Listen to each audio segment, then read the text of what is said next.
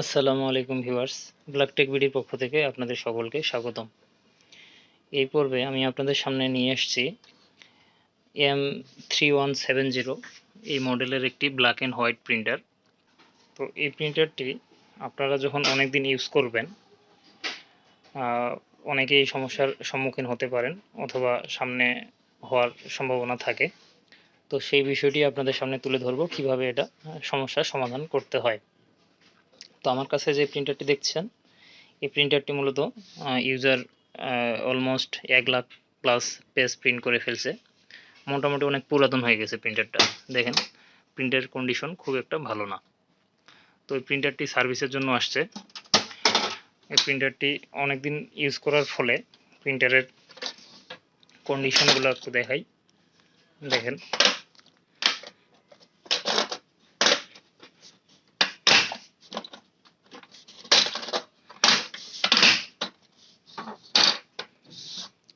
তো প্রিন্টারটি যে সমস্যাটা নিয়ে আসছে আমি আপনাদের সামনে সিমটমটি আবার তুলে ধরছি। দেখেন আমি প্রিন্টারটি পাওয়ার অন করলাম, একটু খেয়াল রাখুন। দেখেন একটা অ্যাবনর্মাল সাউন্ড দিয়ে আপনার প্রিন্টারটির এই ইরর কোডটি শো করতেছে 034004।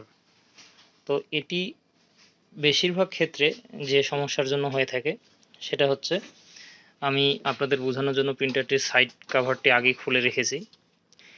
এই যে ডিস্কটি আছে, এই ডিস্কটির মধ্যে একটু আঠা থাকে। দেখেন এখানে আঠা থাকে। তো এই আঠাটি যদি কোনো কারণে অনেকদিন ইউজ করার পর আঠাটার টেম্পার নষ্ট হয়ে যায়, তখন এই ডিস্কটি তার নির্দিষ্ট জায়গা থেকে সরে আসে।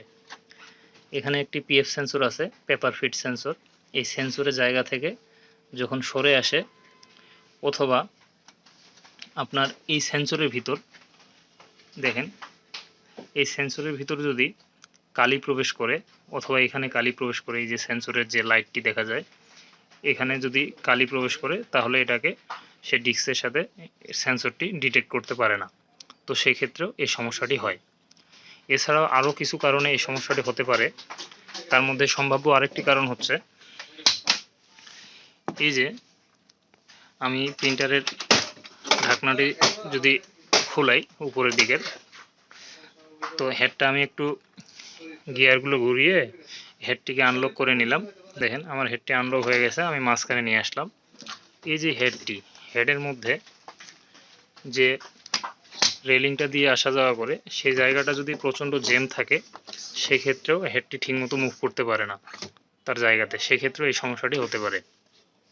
তো বেশিরভাগ ক্ষেত্রে আপনার যে সমস্যাটি হবে, এই ডিস্কটি খুলে যায় অথবা কালি প্রবেশ করে পিএফ সেন্সরটি নষ্ট হয়। এজন্যই এই সমস্যাটি হয়। তো এই সমস্যাটা সমাধান করতে গেলে আপনার যে কাজটি করতে হবে, এই ডিস্কটিকে বোথ সাইড টেপ লাগিয়ে দিয়ে তাকে আবার পুনরায় এই সেন্সরের সাথে, এই যে দেখেন, এইভাবে ঢুকিয়ে সঠিকভাবে অ্যাডজাস্ট করে দিতে হবে। তাহলে আমার কিন্তু প্রিন্টারটি এই ইররটি দূর হবে। দেখেন যে ইররটি আসছে, ইরর কোডটি দূর হবে। তো আমি প্রিন্টারটিকে অফ করি।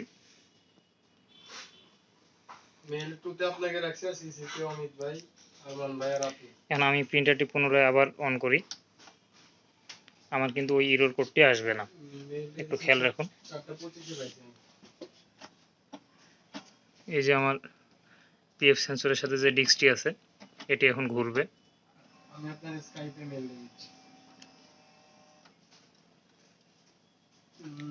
আমি ঢাকনাটি লাগিয়ে দিই।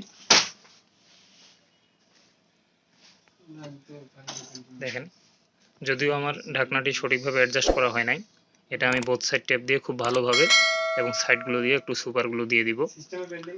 তো এটা এই ডিস্কটা খুলে গেলেই সাধারণত এই ইররটি আসে। তো আমার প্রিন্টার কিন্তু এখন রেডি হবে।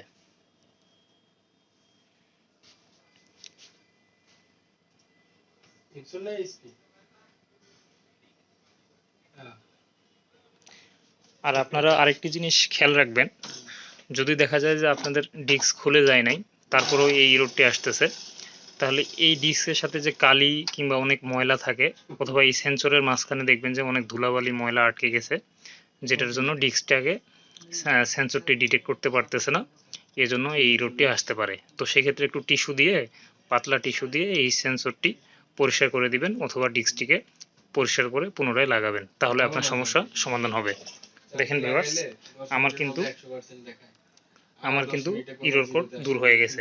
এখন যদি আমি একটি প্রিন্ট করি, দেখেন আমি একটি যদি নজল চেক দেই, প্রিন্ট হেড নজল চেক, দেখেন আমার কিন্তু প্রিন্ট হবে। এই যে আমার প্রিন্ট হচ্ছে, এই যে দেখেন